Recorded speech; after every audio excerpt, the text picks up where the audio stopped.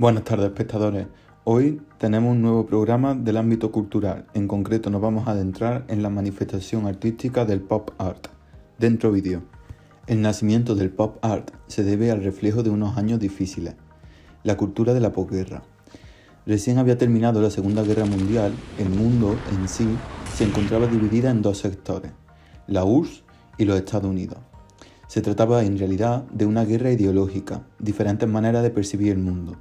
En este sentido, producto de la Guerra Fría, serán los movimientos que reflejan la deshumanización del hombre. En este momento, los artistas son conscientes de la frialdad y de lo que era capaz el ser humano. La sensación de angustia, la meditación sobre el pasado inmediato y la responsabilidad individual o colectiva ante él, era una de las insatisfacciones ante la sociedad en la que se vivía. Temas, todos ellos presentes en la creación literaria y artística de la posguerra. El centro y fuente de inspiración del pop art será el modelo reinante de los Estados Unidos y la sociedad capitalista. Al hablar del pop art, hablamos de la abreviatura de popular art, es decir, arte popular.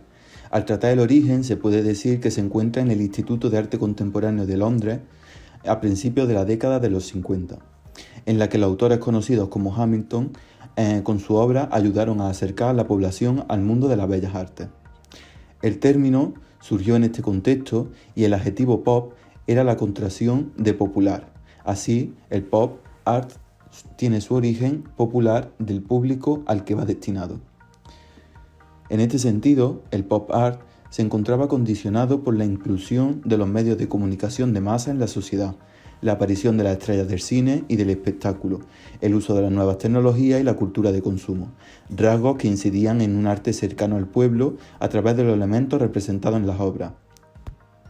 Una de las fuentes de las que beberá esta manifestación artística será el ready-made, de Marcel Duchamp, es decir, de la corriente dadaísta, en la cual se introduce la ironía mediante la afirmación de la vanidad del objeto.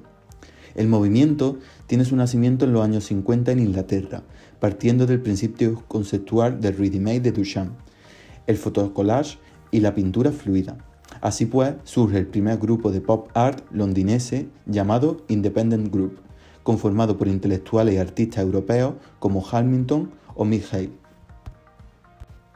Haciendo un recorrido por la manifestación artística del pop art, tenemos que reseñar personalidades artísticas como Andy Warhol, genio creador del pop art.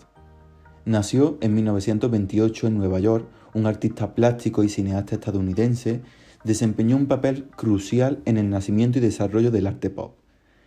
Sus inicios se enmarcan como ilustrador profesional, donde adquirió una fama mundial a través de su trabajo en la pintura, cine de vanguardia y literatura.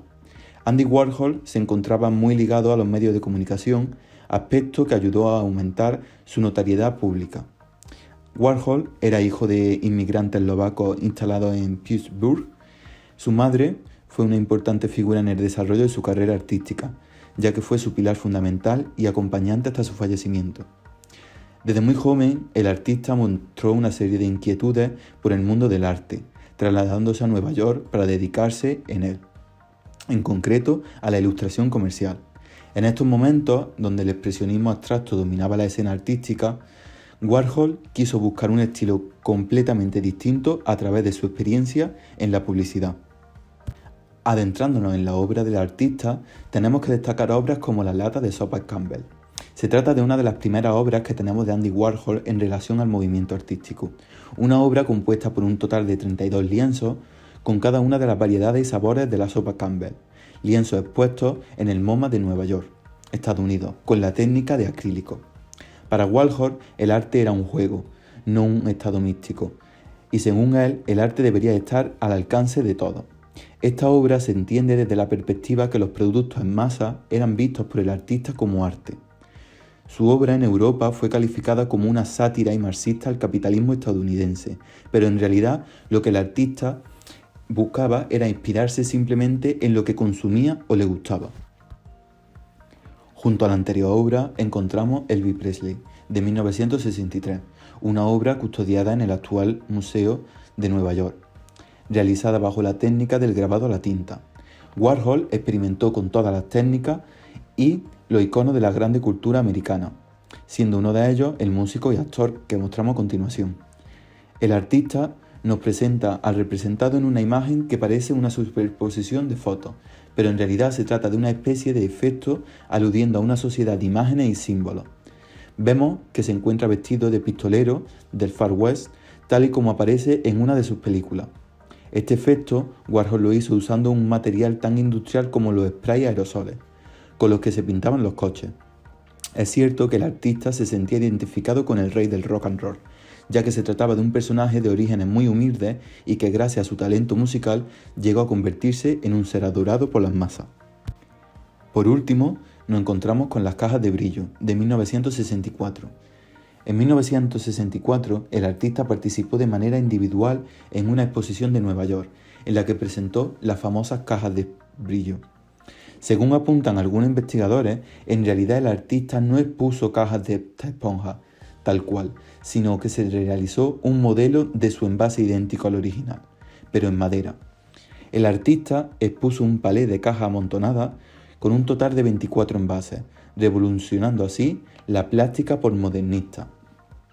Tal y como apuntan algunas personalidades como Celia Hidalgo Calvo, se trata de un caso en el que la obra no se trata de una interpretación de la caja, sino de una representación prácticamente perfecta de la misma. Dicha réplica se conoce con el nombre de apropiación y consiste en el uso de formas y elementos ya existentes. La propuesta de Warhol nos hace reflexionar sobre varios aspectos como son la tradición mimética del arte, los temas tratados tradicionalmente, la posible muerte del autor y los elementos externos a la experiencia estética. Junto a Warhol encontramos a Jasper Johns. Natural de Georgia, nació en 1930. Actual pintor, escultor y artista gráfico estadounidense. Su contribución al pop art fue incluso más significativa que la de artistas como Rauschen.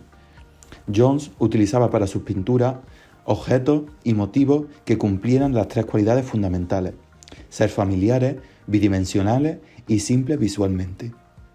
El artista comenzó a pintar obras figurativas en las que representaba objetos o símbolos conocidos por la sociedad, elementos que pasaban desapercibidos.